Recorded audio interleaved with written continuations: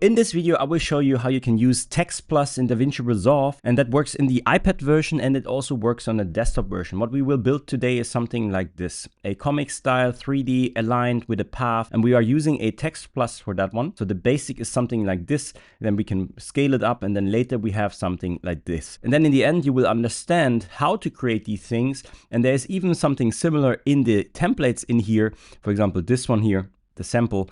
This is when you understand this, you can then tweak this to whatever you like because you now learned how to create it yourself. And we are in the edit page, but this also works in the cut page. In the cut page, we have here those different tabs, and all the titles have their separate tab. And when you come in here to titles, you have the basic titles, for example, the basic title here and the Text Plus. You can do a lot with a basic title, but there is more that you can do with a Text Plus. And the things that we're doing today is something that you can do with a Text Plus. The Text Plus in its core is a Fusion title, so it uses the power of here the Fusion page, but we don't have to go into the Fusion page at all to make what we want to do today. And one big difference in the edit page now is like here in the cut page, we have transitions, titles and effects, 3 different tabs. If we come here to the edit page, all of this is combined here in the effects tab. And the only difference is here on the left side, you have this register, like this menu where you have tools, video transitions, titles, resolve effects, and even audio effects. If you don't see this one here, you can click this one on, open, close it. And also if you don't have the inspector open, you can make this one here even bigger. So we can come here to titles and then we see the same. Let's drag and drop a Text Plus and just a regular text to just give you a comparison again. So we don't need the media pool, right? We don't need the effects tab anymore. We can open now the inspector, select that clip, and also we can extend this one here in the edit page. This is one reason why I work with these kind of titles in the edit page, because I can make this one here bigger, see more. If we now compare the standard to the Text Plus, you will notice the following. The basic things kind of look the same. You can do all of these settings here. We will go through this in a second. This looks kind of the same. There's a couple of more settings here on the bottom, like tab spacing and advanced controls that you can do with Text Plus. And then when we go back here to text, it also has the settings and title. I will talk about this in a second as well. So this is the same. But the big difference of the Text Plus is these tabs here. So on top of the Text Plus, we also have a layout tab. We have a transform tab with a couple of things. We have shading tabs. This is what we will work on today. And we have images and settings. And one big thing about the basic title is in the basic title, you can only use the fonts that are coming default with DaVinci Resolve. But if you want to use custom fonts that you installed on your Windows or your Mac or your iPad, then you have to use a Text Plus, because here in the fonts, you can use all of the fonts. So even just if you want to use a custom font, then you would use a Text Plus. So most of the times I don't even use a basic title anymore, but I don't want to trash a basic title because basic titles have most of the settings if you just want to use with something similar, simple, change colors, shadings, drop shadow, background, all of this you can do with a basic text. Let's delete the basic text and let's start with what we want to create. What we want to create here today is the word cappuccino. Before we start now going through this, just a little separation here. When we have a title here on the timeline, this works like a clip. So I can change the clip, make it longer. I can even cut the clip, right? Make different parts of it. And each part is now separate. So I can, for example, have here cappuccino, here write something different, here write something different, and make it a different color.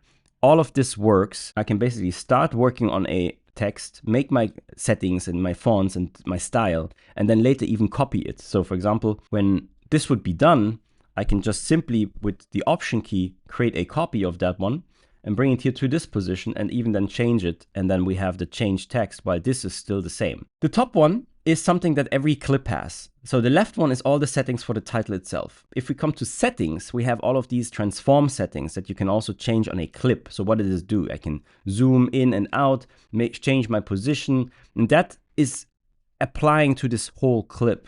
So we don't really want this right now, so we reset all of this. We will now work here in the title settings. Okay, let's go fast through the standard things so that we can move on to the more complex one. So I write down here cappuccino. The first one, what you can change is, of course, you can change the font to any font that you want. I will just keep the standard font here. Then you can also make it bold or semi-bold. So I will actually make it extra bold. So extra bold.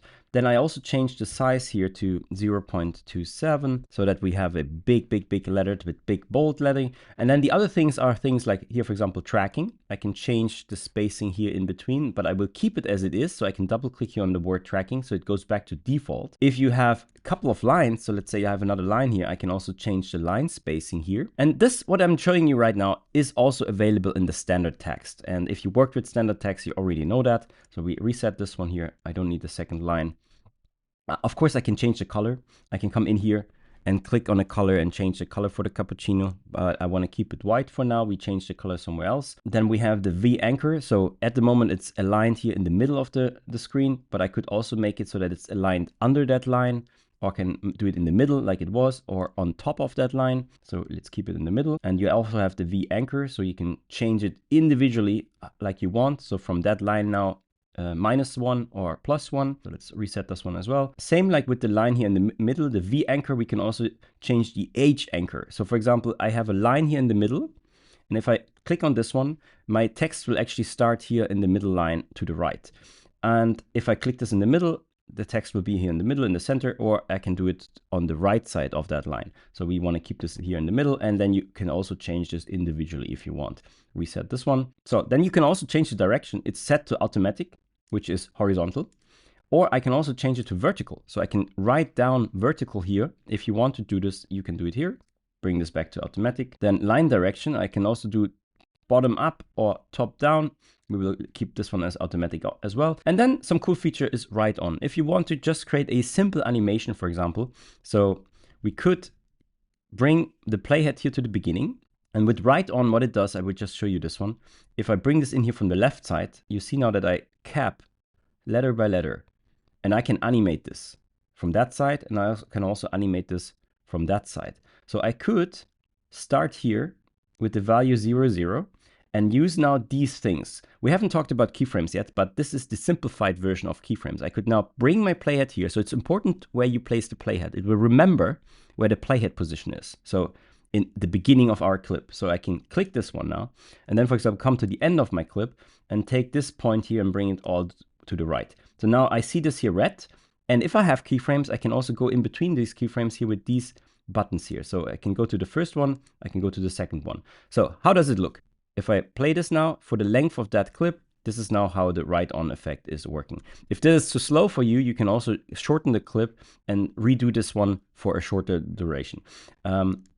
I don't want that, so double click here on write on is resetting the keyframes so that I don't have the keyframes anymore. Okay, let's come to one of these advanced tabs that we don't have in the regular text. So for that, I will actually change the size again, and I will show you something. If I use a tab, the tab key, and I bring this in here, and then I use another tab after cappuccino and make here tab 2. Let's call this one tab 1, tab 2, and make another tab, tab 3. So I have now 3 tabs. What I can do here is with the tab spacing, I can click now tab 1, so select the first tab that he finds, and I can change the position of the first tab. I can say the first tab is coming here, and then I can click on the second one, the second tab is coming here, and then I can click on the third one, the third tab is coming here.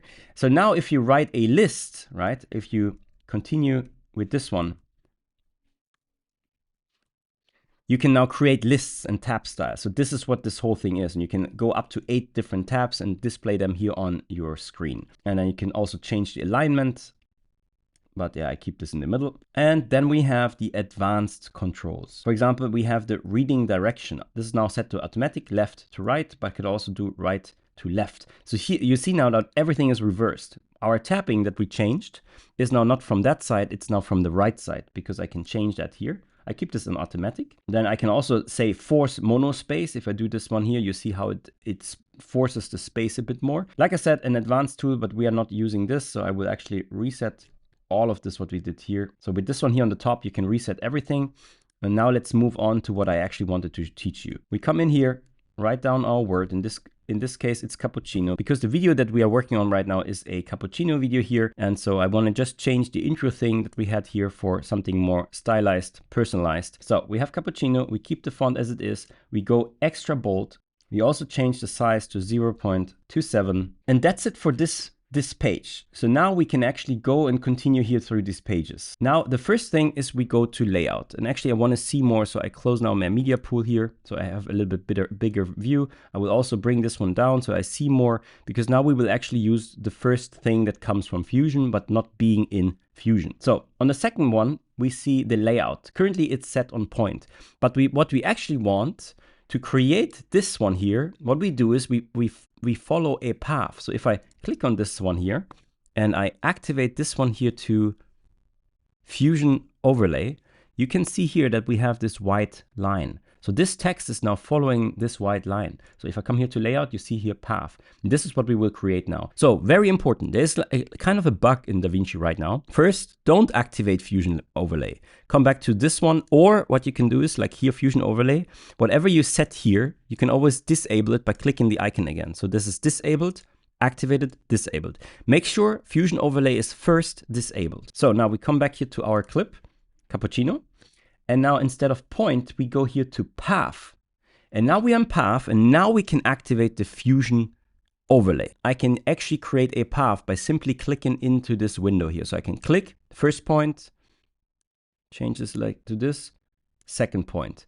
So now we have this nice cute line, and you can change the line by here on these points. If you select a point, you can see these handles here, and I can change it how I like, right? I could also make it like this. So I do this here. The same works for the second point. And if I'm in the Fusion Overlay, I can also have access to the controls. So I can actually move this around to the top, to the left, or grab it here and freely move it around. So we will move it now to here. We have now this nice line. And very important, I show you what happens if you don't do it the way that I showed you. If you are in the Fusion Overlay, right? You see this one now. Before we actually set the path, we can change the things here, but somehow it is a little bug. If I now change to path, I can't create a path anymore. And for that, if you have this problem, there's two solutions. Either you do it the way that I did, or in that case, we have to come to the Fusion page. Don't worry, Fusion page. But what if you haven't worked in the Fusion page? If we still selected our clip and we are still here in the layout, it will actually jump straight into our layout here as well. So we see the same. We have our template, and we can just simply, because we are still here in path, we can simply just click here, make the 2 points. And sometimes the points are even better to manipulate the stuff in here. So we just created the line. Now we can come back. So for whatever reason, like I said, if you have this activated before you set it here to path, you can't do it here in the viewer anymore.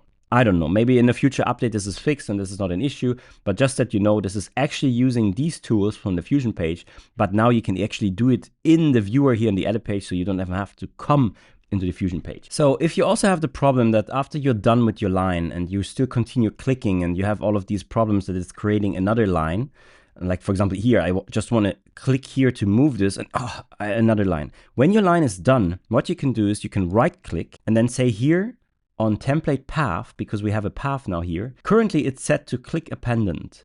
There's different modes how you can draw, but if you're done, you can also just say here done. So we still stay in the overlay, and now I can't click with my path anymore, and I can now just use this and move this around. So we keep the rest here as it is, then there's rotation. So to give it a little bit more a 3D effect, we can actually use the Y-axis and change it so to give it like a 3D effect. So I can bring this in a bit more, right? So something like this, for example, like this, and overall bring it in here. Oh yeah, and I show you one more thing. So just for that purpose, let's bring in another Text Plus. If you activated the Fusion Overlay, one of the powers of Text Plus, even without the things that we are doing right now, is when you activate the Fusion Overlay, yes, you can move this around, right? This is one thing that you have with the Fusion Overlay. I can now click in here in between and also start writing in the viewer. And if I right click here and I get now here to template and I say allow manual positioning, now you see each letter has this little square underneath, and I can now actually take a letter and position the letter wherever I want. And this would be placed like this. So this is how you can very individually even change the appearance of a text letter by letter with the Fusion Overlay. We don't need this for our test, so come back to this one. So we change the rotation, and the rest for that is fine. The next step is called transform. Here you can do a lot of these transform settings again, like spacing, offset, rotation, pivot. We will not touch this one right now, but you can change it here as well again. Then we have the shading. This is the most powerful thing that I want to show you in this video today. Here you can basically work like this. I can shade something, go to the second tab, make another operation, like for example, by default, there is a red outline, come to another operation, and then for example, here, there is a black shadow. If you don't see black shadows because we have a black background, what you actually can do is you can come here to this icon, click on this one, and then here for viewer background, change this here to checkerboard. So now we see, we also have a shadow. So this is what we just here enabled. So what you just saw here with 1, 2, 3, there's a couple of defaults, and there's even blue border. So this is this one here. These are by default already in, just disabled. You can start working from this. And that's the whole idea. We built our comic style layer by layer. First, let's deactivate all of the other ones. We will start with the first one. And the first one will be our gradient fill. So because we will change the color here. If we come in here where the color is, instead of solid, we can say here gradient. And now, for example, I can click this icon here, this little thing. And now I can either select my color here, then on my Mac, for example, it's opening this box here and I can change the color and go somewhere, right? Or what I also can do is, instead of clicking here, I can also click this little arrow here, and then I have my shading box here as well. So I could come in to something like brownish, like this. And then I want to change the color for the second point, not white, but let's say a little bit more orangey, brighter one, like this one, for example. Now I have a gradient from that color to that color. And I also can change this here for mapping layer. I don't want to do it by character. I want that this whole word is mapped, so I can change this here to word. And then you see you have a lot of settings that you can change: softness, position, again, rotation, pivot, everything that will now affect the first shading. But we keep it as this because that's the color that we have. So now we continue to the second shader and we enable that one. And we will call this one the shadow outline. By default, it already has this red outline. So to make this is actually these appearance, the things here. I can change the color in between, like the words. I can make an outline color, or I can make a fill color, right? Or I can make like this box thing. These are the three different ones. We want to have the outline right now. And we want the thickness to be around like 0.055, a very, very, very small line that we have here. And we want to set the color here to, let's say, this brown color. Maybe even go a bit darker with this one. So let's say like this color here. So if we look in here, we have like this very tiny outline color here. Then also I want to activate here outside only and also clean intersections, just to clean everything up a bit more. Then we scroll down here to softness, and I also want to add some softness here to X and Y. So let's do 1.1 for X and 1.2 for Y. And for the positioning, let's do here 8.6. And that's it for the second layer. Now we have the shading. We have this nice soft outline. Okay, let's come here to the third shader now. Activate this one. By default, it should be like a black shadow or something, but we want to rename this one here to depth because we want to create some depth for the 3D characters. So if we look at this one, this will be these white lines that we are now creating here. We change this one here, appearance, to this mode here. Change the gradient color for this point here to something more bright, like this. Maybe let's make all of this a bit darker again. So I bring all of these values more to this position here. This is also how you can change it. If they align, then you have gray again, right? If you push one away, then you get more red. If you push one away, you get more green. So, but if they kind of align, then you have this grayish color. Okay, and that's it for shading number 3. And now we add one more, shading number 4, which is by default this blue border. That's not what we want. We will just call this one red outline. For appearance, we go back here to the second one, increase this one here to 0.9, and change this to a red color, something like this, 0.89. And now we already get this nice effect, this orange, this white, this red outline here. And that's actually everything we already do here in this shader. And now let's activate the last shader, which we will call black outline again. We just want to create this black line here on the bottom. Again, appearance, we go to the second one and we change the color here to a black color. And that's it already. Very simple way. The most important I wanted to show you with this is that you can stack these different settings, all of these settings on top of each other to create something like this, a little comic style 3D effect, even with shadows. We forgot the shadow. So let's add one more thing here on number 6. enable this one, and let's call this one shadow. So we come back here to this appearance, and this time we bring in the transparency down because we don't want to create a hard line. We want to actually have the transparency a bit down. And the thickness we go to 0.05 and add a black color again. And then we scroll down here under softness. Let's go with 1.1 and 0.6. And then for the position, let's come here to 5.0 with 0.08 and 0.18.